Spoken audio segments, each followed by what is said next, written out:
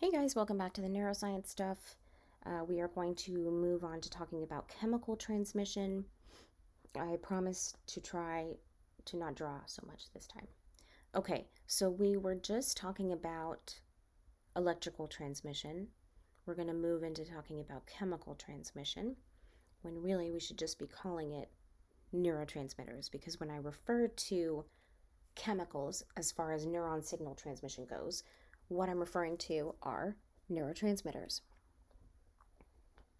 All right. So, these neurochemicals or neurotransmitters are really important.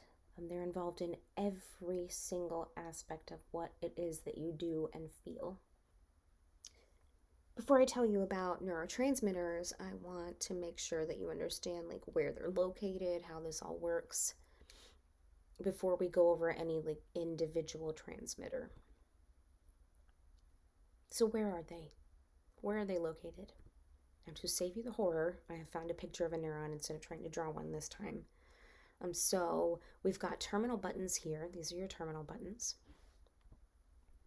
And this is a terminal button blown up. And the terminal buttons hold um, synaptic vesicles. Okay, so there is a synaptic vesicle. The synaptic vesicles hold neurotransmitters. Okay, those little tiny dots in there are neurotransmitter molecules. Excuse me. When an action potential, nope. When an action potential, please hold technical difficulties. Okay, when an action potential travels down the membrane, right, it gets to this, terminal button area of the membrane, and the synaptic vesicles release neurotransmitters into the area that you should all already know the name of, the synapse. From there, the neurotransmitters are traveling over to the neuron they're supposed to talk to. That neuron has receptors. You know, certain neurotransmitters go to certain receptors, right? So dopamine has specific receptors that it's going to bind to. There are D1 through D5 receptors. Those are for dopamine. Some of the receptors are excitatory. Some of the receptors are inhibitory. So, it's not necessarily the neurotransmitter itself that's excitatory or inhibitory. It's the fact that the receptor that the neurotransmitter attaches to provides an excitatory or an inhibitory, if you'd say, like calculation for the receiving neuron. Okay, so hopefully this is all making sense so far. Let's talk about these like some specific neurotransmitters. Okay, so these are the A-listers, not necessarily to say that there are any like B-listers in the neurotransmitter world, but there are definitely like some, like the popular kids. So these are the ones you've probably heard about: dopamine, serotonin, acetylcholine, norepinephrine, epinephrine. Right? These are things that like get your heart started when you've had a heart attack. This is stuff that like makes you happy, right? This is all stuff that actually controls movement as well as is involved in the pleasure pathways. So let's start with acetylcholine. Acetylcholine it was the very first neurotransmitter to ever be discovered. And its main functions, even though there are a couple more, are regulating attention. It's also involved in learning and memory, but it also it does stuff like it enables muscle action. It has a role in sleeping and dreaming. So one thing that you might know about that you didn't know was involved with acetylcholine is nicotine, right? So nicotine is structurally very similar to acetylcholine. So what it does is it binds to acetylcholine receptors. Now these darker molecules here are nicotine molecules. These are acetylcholine molecules, and the nicotine binds to the acetylcholine receptors. What that does, it essentially acts like acetylcholine.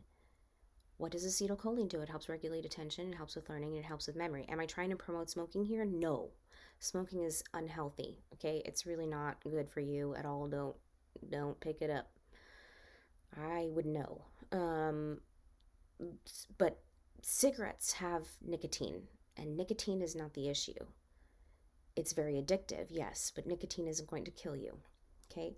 Um, so smokers will actually report that they're better able to focus and concentrate after they've had a cigarette, and ex-smokers will report that once they stopped smoking, their ability to concentrate was sort of impaired. Like it took them a minute to figure out how to concentrate on things again.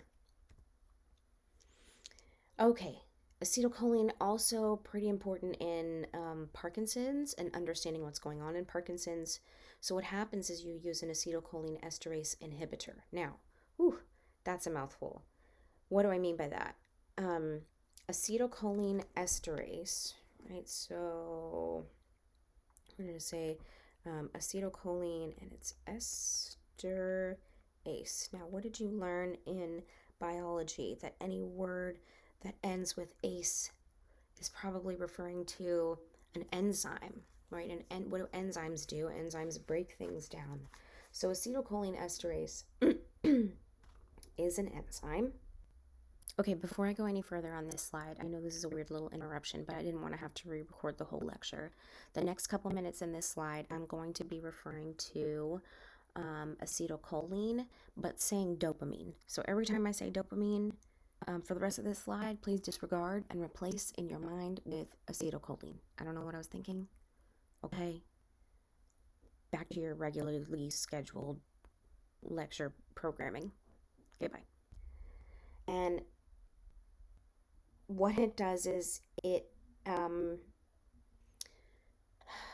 so it provides for a okay, let me start here. In Parkinson's, you don't have enough dopamine. Okay, there's not a lot of dopamine. You need more dopamine. Acetylcholine esterase takes dopamine out of the synapse, okay, by breaking it up. It's an enzyme that attacks dopamine. So what you want to do is stop that enzyme. You want to leave dopamine in the synapse so it can do its job appropriately. So you use an acetylcholine esterase inhibitor. You use an inhibitor of the enzyme in order to leave dopamine in your synapse and do things like improving gait for Parkinson's patients. Okay, that's one of the ways that drugs can work to mimic neurotransmitters in a really great way. Back to our list of A-listers, let's move on to dopamine. Now check out all of these things over here on the side. It looks like a phrenological drawing, but it's not. Let me switch from red. I don't like the red. So this is supposed to be the thalamus. Okay, it's a depiction of the thalamus. And remember we said that all of your sensory stuff goes through the thalamus. There's a lot of reward. The reward pathway is also, the thalamus is also involved in reward pathways and things of that nature. Okay, so dopamine is going to be involved in motor behavior. Very much involved in motor behavior. So what do you call it? A lack of dopamine, I can't English today. A lack of dopamine is going to contribute to Parkinson's disease. Okay, just like with the acetylcholine issue, now we have a dopamine issue, and the lack of dopamine contributes to Parkinson's. Okay, motivation and pleasure. Dopamine is involved with things like eating food that you love,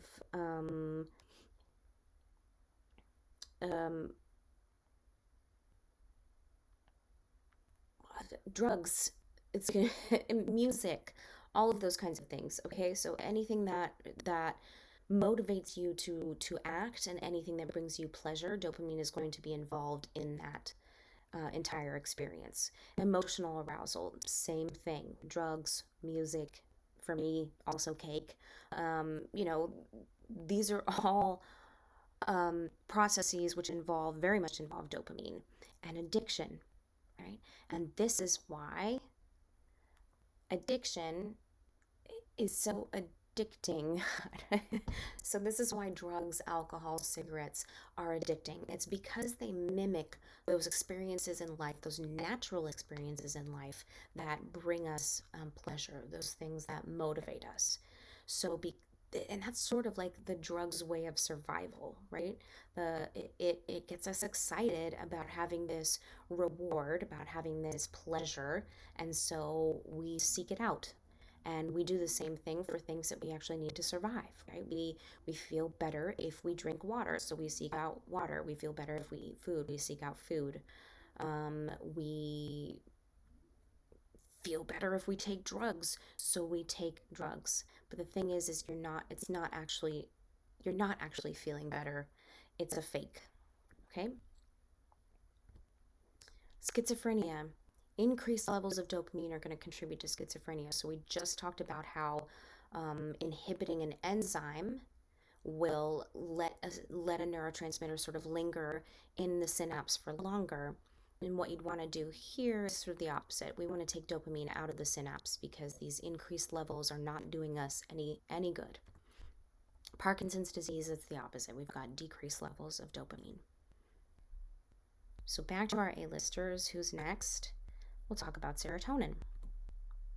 Serotonin's pretty popular, and you probably know a lot about it because of there's a lot of commercials that talk about the depression and SSRIs and reuptake and what are these things? What does it all mean? So, serotonin is a big player in things like hunger, sleep, arousal, aggressive behavior, happiness, depression. Like those are all things that serotonin is involved in. So when we talk about an SSRI, what SSRI stands for is selective serotonin reuptake inhibitor. So let's break that down a little bit. Selective. So selective serotonin. It's selective to serotonin. It's only going to act on serotonin. Reuptake. Now, what is reuptake? Reuptake is all about taking back neurotransmitters that are left in the synapse. So this cell here, okay, we'll put some neurotransmitters out here into the synapse. They'll fill up the receptor sites, and there will be leftover neurotransmitter still in the synapse. So what this cell will do is take back some of those neurotransmitters. So it'll say, okay, well, if you're not going to use them, I'll take them back. Okay, cool. For a lot of these issues, we want to leave serotonin where it is. So, selective serotonin reuptake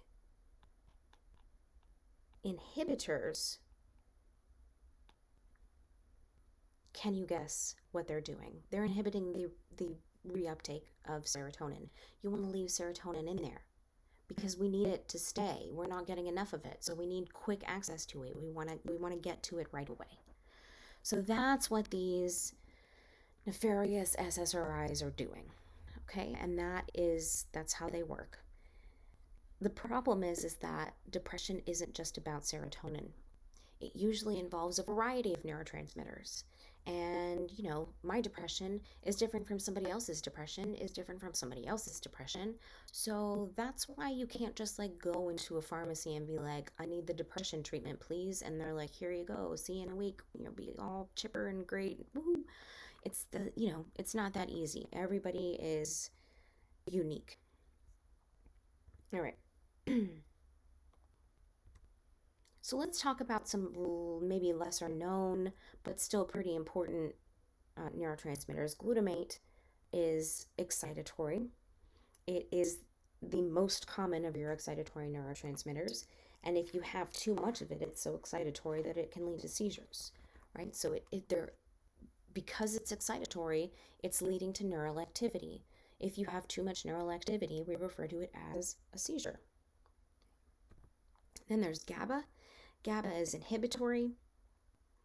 An undersupply can also lead to seizures, okay, in the same sort of idea. GABA, if you require GABA to function, I'm sorry, I didn't say that right. If GABA is constantly inhibiting, then there's no function. When you need function, seizure. Endorphins. We all know about endorphins. Endorphins are the things that, they're all about, okay, so like runner's high. You might have heard of a runner's high. You don't feel pain because of the endorphins being released. That's another way that drugs love to act like neurotransmitters. So let's talk about this for just a moment before we finish up here. You've got agonists and antagonists when we talk about drugs. And when we say agonist, we mean that the drug promotes the behavior of the neurotransmitter. An antagonist tries to block the behavior of a neurotransmitter. Okay. So some drugs will increase this. There's a lot of ways that they can be agonists or antagonists. Okay. So some drugs will actually increase the synthesis or formation of a neurotransmitter. Okay. So in this sense, they're actually encouraging the use of this neurotransmitter. Some drugs bind to and activate postsynaptic receptors. Okay, so they're actually they're acting like that neurotransmitter to that postsynaptic neuron.